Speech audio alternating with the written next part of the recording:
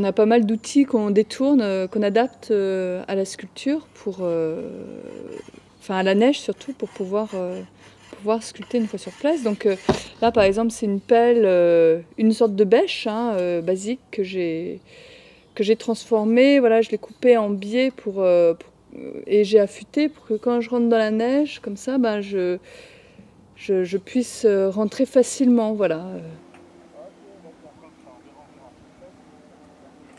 Donc on démarre d'ailleurs à la tronçonneuse. Donc là j'affûte mes chaînes de tronçonneuse et que je transforme aussi. J'enlève un petit pic, c'est une tronçonneuse normale mais dans laquelle on ne met pas d'huile forcément pour pas avoir de projection d'huile sur la neige. Et puis on enlève une dent à l'avant qui normalement sert à accrocher la bille de bois. Là comme dans la neige on n'a pas besoin d'accroche, ça rentre tout seul.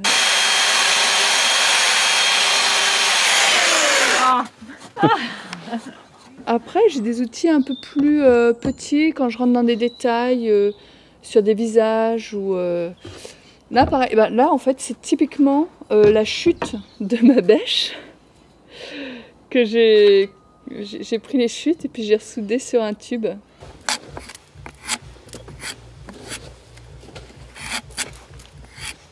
Vous voyez, il y a aussi un gros burin. Ça, c'est super aussi pour faire des détails. Voilà, c'est un outil en V. Après, chacun se fabrique aussi ses outils. Là, c'est mon outillage.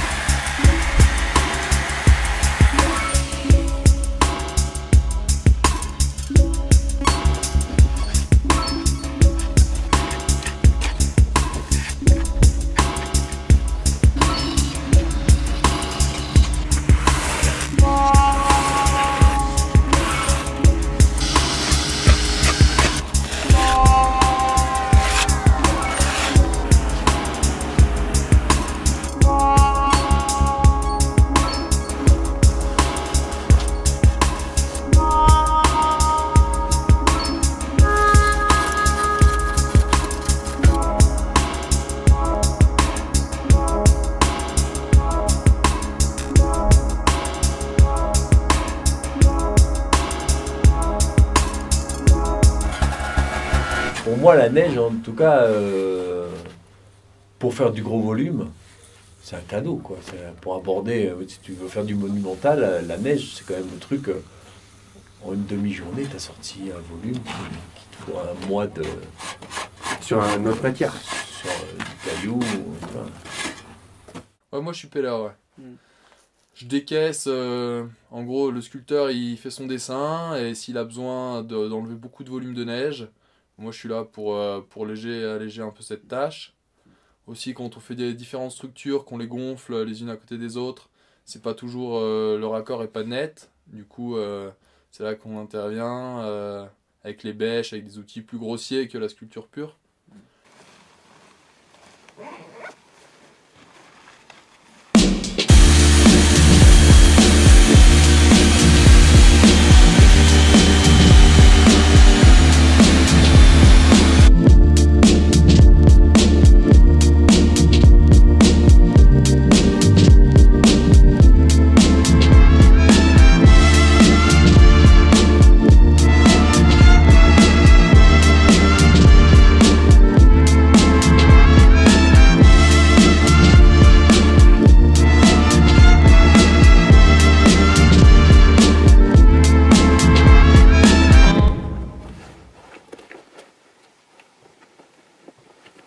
Moins on a de technique et plus il faut être costaud. Si l'outil ne coupe pas, on va être obligé de forcer plus. Comme moi par exemple, je commence à prendre d'âge et je commence à avoir beaucoup moins de force que j'avais avant, et ben, je soigne mes outils beaucoup plus. J'ai des outils qui coupent très bien, je fais très attention. Et puis ce qu'il faut faire aussi, c'est quand on fatigue, c'est pas hésiter, on change vite d'outil. Si on prend un coup de ciseau, après on va mettre un petit coup de râpe. Ce qui fait qu'on travaille plus presque en taille directe. On attaque un morceau, c'est presque fini, puis on va avancer. C'est ça, je suis partie d'une image du capitaine Crochet. J'étais un peu dans le D'Artagnan, j'essaie de l'amocher un peu pour revenir au capitaine Crochet.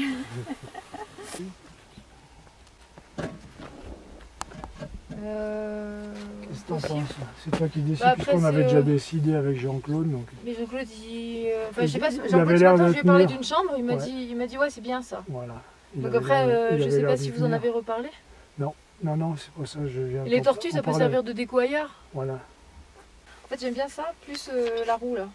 Ouais, Le lit et le bureau, j'aime c'est moins. pas très intéressant. Mais les décors là, c'est sympa. Puis on peut le faire partir du bas et puis hop, ça meurt en montant vers la voûte. J'ai l'impression que quand on s'étripe dans une grotte et qu'on regarde, notre œil il va à un endroit. Donc là il faut que ce soit fini, mais le reste ça peut être un peu, je pense, perdu. Enfin c'est l'impression que j'ai là quand je me balade, je regarde les pièces des autres.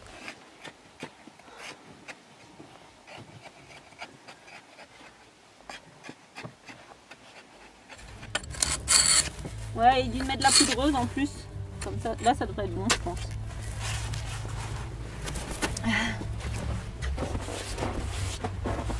On va pas se casser le nez. On le tourne un peu. Impec. Et ça fait une ombre projetée sur les poissons et puis... Ouais, sinon, pour pouvoir poser là, ici, tu aurais pu en faire un peu fin long. Ça aurait fait 3 Un poissons. autre? Ouais, ouais, mais je vais en faire Ça un aurait parce fait, que... tu vois, ça en aurait fait 3. Ouais, mais 2 c'est un peu pauvre. Hein. Voilà, 2, c'est le nombre impair, c'est pas bon. Faudrait qu'il y en ait un là-bas qui vienne dans l'autre sens. Non? Tu vois, pour terminer. Alors la même chose, est un petit peu moins tendu. Ouais, c'est ça. Parce que tu es à l'aise, tu fais ça et ça soulève le truc. Voilà, c'est bien là. Donc il faut que j'arrive à créer ce truc là. Attends, je vais la prendre en photo de ta petite main. Je peux? Oui, vas-y, bien sûr. Vas-y, mets-toi dans le rôle de Poséidon. Voilà, musclé. Alors, Regarde ça, c'est tablette de chocolat que tu m'as t'as fait, vu? mais- Bah, je me suis inspirée de toi quand tu là. Ouais, super. Bon, allez, je prends la tête en même temps. Hop. Mais en fait, ça, tu vois, le petit muscle là, il est au-dessus du du petit doigt. Ce qui fait que tout ça, ça saute. Ouais. Tout Voilà. ça saute. C'est ça. Faut oser, c'est tout. Faut oser, hein. Il y a Ouais, des il faut moments, oser à c'est faire pas le facile creux à avec une enlever, neige ouais. molle. Prends ta gouge là. ton Bah, c'est ce que j'allais faire Ça va être justement. impeccable là. Je me suis dit, là, elle va peut-être. Là, Ouais. elle va bien servir. En fait, la grotte de glace existait depuis 15 ans aux Arcs. Elle était en haut au col de la Châle, beaucoup plus haut qu'ici. Nous, on a commencé à faire notre igloo de notre côté, qui était juste un igloo pour faire de la réception de séminaire, en fait, salle de restauration. Et on s'est rencontrés avec Bruno. Donc moi j'ai vu ce qu'il faisait, lui il a vu ce qu'on faisait, et on a fait appel à lui pour construire les premières grosses galeries en fait. Et lors de la construction de la première grosse galerie où on a fait notre grand bar, notre grande salle de restauration, lui il avait toujours sa grotte de glace là-haut, et on s'est dit ce serait pas mal peut-être de réunir les deux, ça ferait un gros complexe en fait. C'est une mise en relation de plusieurs corps de métier en fait. Ça va des dameurs qui font la structure, Bruno qui fait le moule, les sculpteurs qui interviennent pour faire toute la galerie d'art. Après, il y a tout ce qui est électricité. Il y a vraiment une mise en relation de plein de corps de métier, donc de plein de personnalités différentes. Ça, c'est ce qui est sympa. On ne serait pas amené à rencontrer des personnalités autant différentes, sculpteurs, dameurs, snowmakers qui nous font la neige. Ça, c'est vraiment le côté sympa de mettre en œuvre tous ces gens différents. C'est un des intérêts de travailler avec des gens comme Caméléon, là, c'est intéressant, c'est qu'ils ont des moyens qu'on n'a pas, et ça permet quand même de développer un peu, de faire d'autres structures gonflables, différentes, parce que chaque structure, ça coûte quand même très cher, parce qu'on les fait, en collaboration avec un gars qui travaille les bâches, mais c'est nous qui faisons les dessins, et c'est vraiment c'est précis, quoi, enfin, c'est pas comme quand ils font des châteaux, ils font comme ça les arrange, disons, pour construire. Nous, on a des besoins très précis. Et donc, c'est beaucoup de boulot, donc c'est cher. Et donc, à chaque fois qu'on fait une structure gonflable, il faut quand même l'amortir, quoi, derrière. Donc, le fait de faire des gros trucs comme ça, d'avoir des gens qui sont capables d'investir, ça nous permet, nous, de développer d'autres formes.